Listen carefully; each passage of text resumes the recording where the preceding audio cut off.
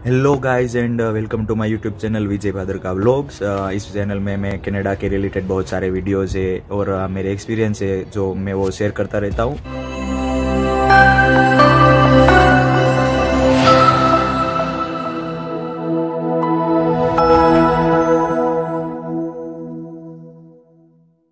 तो इस वीडियो में हम देखेंगे कि अगर आप यहाँ पे एज ए स्टूडेंट आते हो और अगर आपको अपना प्रोग्राम है यानी अपना कोर्स है वो अच्छा नहीं लगता और आप चेंज करना चाहते हो तो उसके लिए क्या क्या प्रोसेस होती है। जैसे मैंने थोड़े दिन पहले ये एक शॉर्ट्स डाला था कि भाई मैं अपना प्रोग्राम है वो कोनेस्टोगा कॉलेज से सेंटिनियल कॉलेज है वो उसमें ले रहा हूँ। तो बहुत सारे लोगों ने मैसेज किया था कि उसके ऊपर बहुत जल्दी ही वीडियो बनाइए, पर मेरे पास टाइम नहीं था तो मैंने अभी मैं वीडियो बना रहा हूँ। मैं इस वीडियो में आपको बताऊंगा कि आप कैसे कोर्स चेंज कर सकते हो या फिर मैंने कैसे अपना कोर्स है वो चेंज किया, मैंने कौन से इश्यूज है वो फेस किए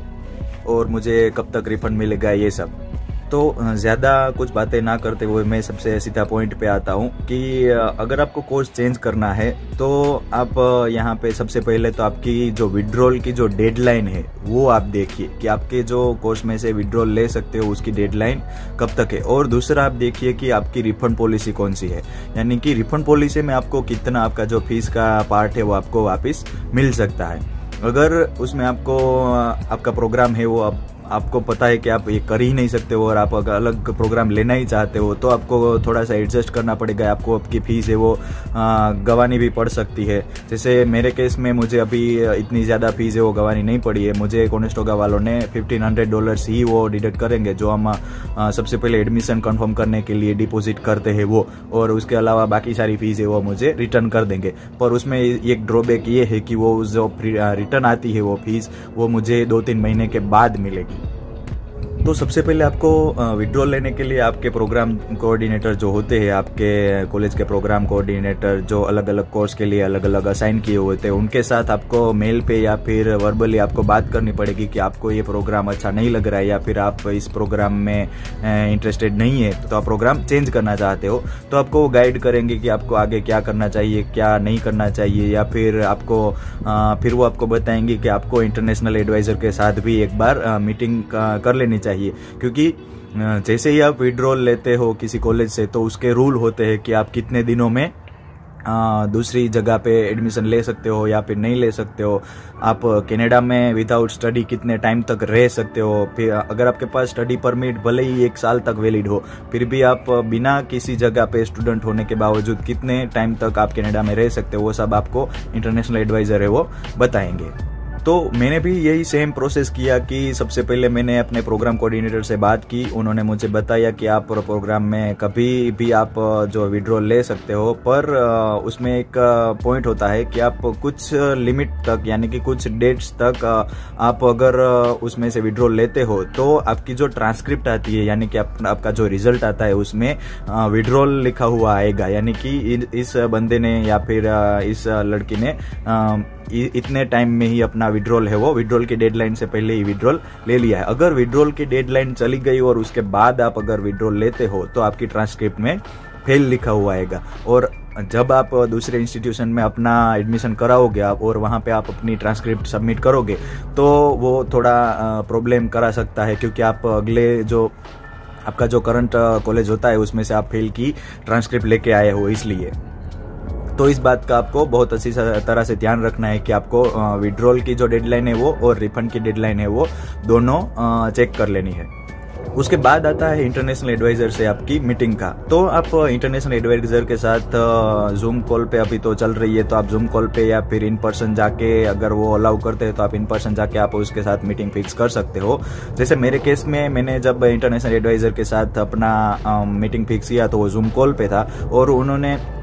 मुझे बताया कि मैं जैसे ही कोनेस्टोगा कॉलेज से विड्रॉल लेता हूं तो जिस दिन मैंने विड्रॉल लिया उस दिन से मैं 150 डेज में किसी दूसरी कॉलेज में एडमिशन ले चुका होना चाहिए, वो उसका जो पहला दिन है वो 150 डेज के अंदर ही आ जाना चाहिए। जैसे मैंने अपने पहले वीडियो में बताया है कि मेरा जो अभी जो प्रोग्राम है वो एडमिनिस्ट्रेटिव बिजनेस मैनेजमेंट है और मैंने स्टडी की हुई है MSc in biotechnology in India. तो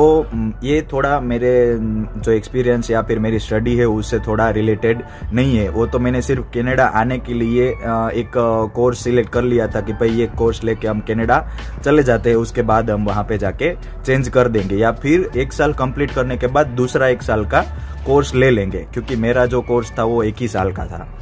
और मुझे 2 साल पढ़ना ही था। उसकी वजह से ही मुझे 3 साल की वर्क परमिट मिलती, इसलिए मैंने सोचा था कि मैं 1 साल का कोर्स कंप्लीट करके दूसरा साल का एक जो फूड का प्रोग्राम होगा वो मैं 1 साल के लिए ले लूंगा, क्योंकि मैं इंडिया में भी फूड की कंपनी में एक्सपीरियंस लेके आया था। इसलिए तो मैं बात कर रहा था कि इंटरनेशनल एडवाइजर ने मुझे बताया कि विड्रॉल लेने के बाद 150 डेज में मुझे किसी और इंस्टीट्यूशन में अपना जो कोर्स स्टार्ट है वो कर देना पड़ेगा। फिर उन्होंने ये भी बात बताई कि आप नवंबर 14 तक ही आप विड्रॉल ले सकते हो, क्योंकि अगर उसके बाद में लेता हूँ तो जैसे मैंने बताया कि मुझे वो फेल की ट्रांसक्रिप्ट देंगे। तीसरा पॉइंट उन्होंने ये बताया कि मुझे डीएलआई चेंज अपने आप ही करना पड़ेगा, वो कॉलेज की रिस्पॉन्सिबिलिटी नहीं होती है। डीएलआई चेंज मैं अपने आप ही आईआरसीसी में सबमिट करवाना पड़ेगा कि पहले मुझे कोनेस्टोगा का डीएलआई नंबर ये था और अब मैं सेंटिनियल में मूव हो रहा हूँ तो उसका डीएलआई नंबर ये रहेगा, तो आप अपडेट कर दीजिए। तो उसके बाद मेरा कोर्स 1 साल का ही था, तो मेरे पास 1 साल की ही स्टडी परमिट थी, तो वो भी एक्सटेंड करानी पड़ेगी। तो जैसे ही मेरा डीएलआई नंबर चेंज होता है वो लेके मैं आईआरसीसी में एक नई एप्लीकेशन डालूंगा कि मेरा स्टडी परमिट है वो एक्सटेंड किया जाए। तो अब आते हैं मेजर पार्ट पे कि आपको कौन कौन सी बातें ध्यान में रखनी है। जैसे मैंने बताया आपको 2 बातें तो ध्यान में रखनी है कि आपका विड्रॉल का डेडलाइन और रिफंड का डेडलाइन दोनों कितने हैं। फिर अगर आप ठान ही लेते हो कि आपको कोर्स चेंज करना ही है तो सबसे पहले आपको दूसरी कॉलेजेस में नेक्स्ट इनटेक के लिए एडमिशन लेना पड़ेगा, क्योंकि अगर आपने दूसरी कॉलेज में नेक्स्ट इनटेक के लिए एडमिशन नहीं लिया और आपने करंट कॉलेज से विड्रॉ ले लिया तो आपको 150 डेज में दूसरी जगह पे एडमिशन मिल ही जाएगा। ऐसा कोई चांसेस रहता नहीं है। हो सकता है कि आपको कहीं पे एडमिशन ना मिले और आपको वापस इंडिया जाना पड़े, क्योंकि मैंने बताया वैसे कि स्टडी अगर आप नहीं कर रहे हो तो आप 150 डेज ही कनाडा में रह सकते हो। उसके बाद आपको या तो अपना वीज़ा स्टेटस है वो स्टूडेंट से विजिटर में कन्वर्ट करवाना पड़ेगा या फिर आपको कनाडा रिटर्न जाना पड़ सकता है। तो सबसे पहले आपको किसी दूसरी कॉलेज में एडमिशन लेना है, उनका ऑफर लेटर लेना है, फीस पेमेंट करनी है, अपना एडमिशन वहाँ पे कंफर्म करवाना है। उसके बाद हमारा जो करंट कॉलेज है उसमें आपको विड्रॉल है वो फाइल करना है। विड्रॉल फाइल करने के बाद आपको रिफंड के लिए भी तुरंत अप्लाई कर देना है, क्योंकि रिफंड देने में बहुत टाइम लगाते हैं ये लोग, बहुत मतलब 2-3 महीने या 5 महीने भी लग सकते हैं।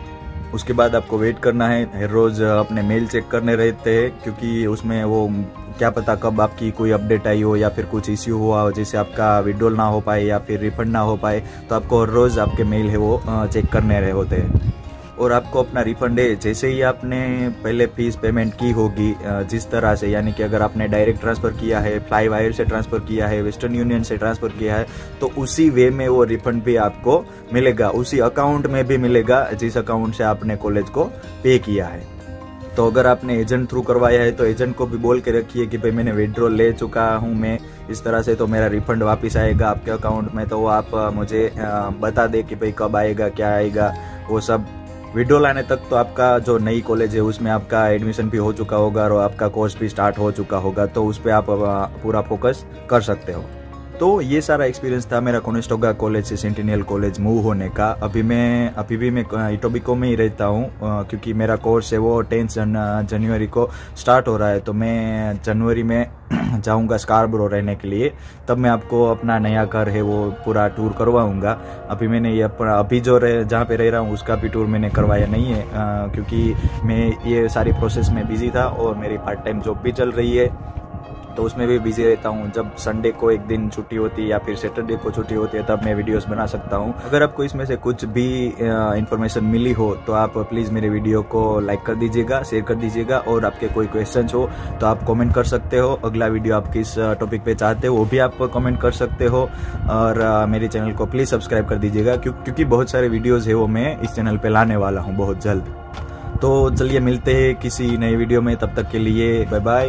टेक केयर एंड जय माता दी, जय सोमनाथ।